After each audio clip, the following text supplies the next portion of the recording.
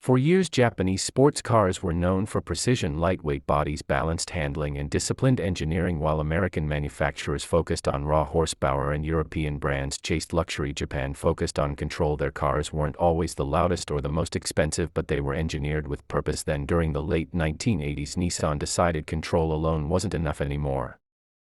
They wanted to build something that could dominate everything around it, not just on the streets but on racetracks too, and the machine they created became so advanced for its time that it completely changed how people viewed Japanese performance cars forever. This is the story of the Nissan Skyline GT-R R32. Back in the 1980s, Japan's automotive industry was evolving rapidly. Toyota, Honda, Mazda, and Nissan were all competing to build the future of performance. Nissan needed something that could completely reset its image. The Skyline already existed, but globally it wasn't feared. Most people saw it as just another sporty coupe inside Nissan. However, engineers had a much bigger vision. They didn't want to build a car that simply competed with rivals. They wanted to build a machine that could dominate both the street and the racetrack.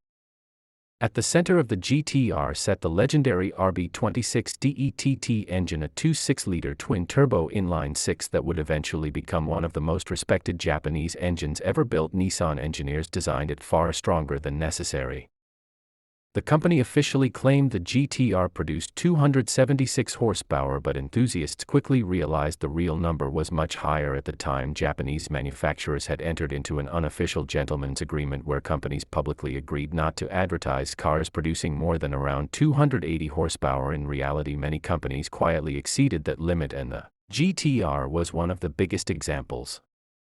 But the engine alone wasn't what made the R32 revolutionary. The real magic came from the technology surrounding it. Nissan equipped the GT-R with an advanced all-wheel drive system called Atessa ETS. The system constantly monitored traction and grip in real time under normal driving conditions. The car behaved mostly like a rear-wheel drive machine, but the moment wheel slip appeared, power was instantly redirected to maintain stability and control. Today, systems like this are common in high-performance cars. Back in 1989, it felt futuristic. The GT-R also featured advanced steering and suspension technology that made the car unbelievably stable at high speeds. Drivers described it as almost unnatural because the car seemed to correct mistakes before they even happened. Instead of fighting the driver, the GT-R worked with them, and when combined with the twin-turbo engine, the result was a machine that could embarrass cars costing far more money. But Nissan didn't build the GT-R only for the streets. They built it for racing, and once the R32 entered Australian Touring Car Championships, the automotive world realized something unusual was happening. The GT-R dominated race after race with brutal consistency. Its grip, balance, and turbocharged power allowed it to outperform cars with larger engines, and decades of racing history. Competitors struggled to understand how one Japanese coupe could destroy everything around it so easily.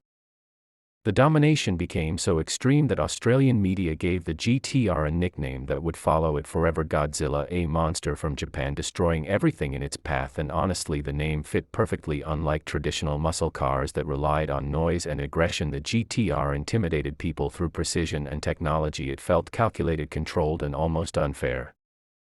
Outside the racetrack, underground car culture quickly fell in love with the GT-R. What made the car special was that it looked surprisingly subtle. No dramatic exotic styling, no flashy luxury appearance, and no oversized design elements. From a distance it almost looked ordinary, but underneath the body sat one of the most advanced performance systems ever installed in a production car.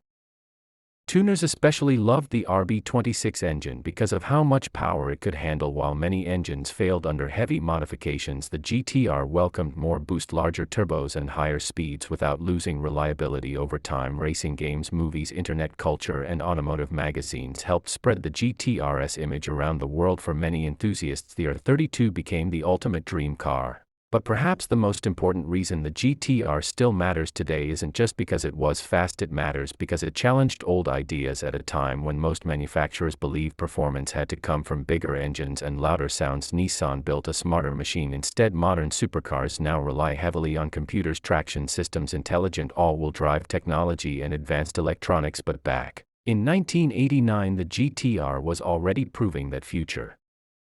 Today, decades later, the Nissan Skyline GT-R R32 remains one of the most respected Japanese performance cars ever created, not because it was the loudest car of its era, but because it proved the future of performance would belong to the smartest machines. Don't forget to subscribe to the channel and turn on the bell icon because there's always another legendary machine waiting to be uncovered.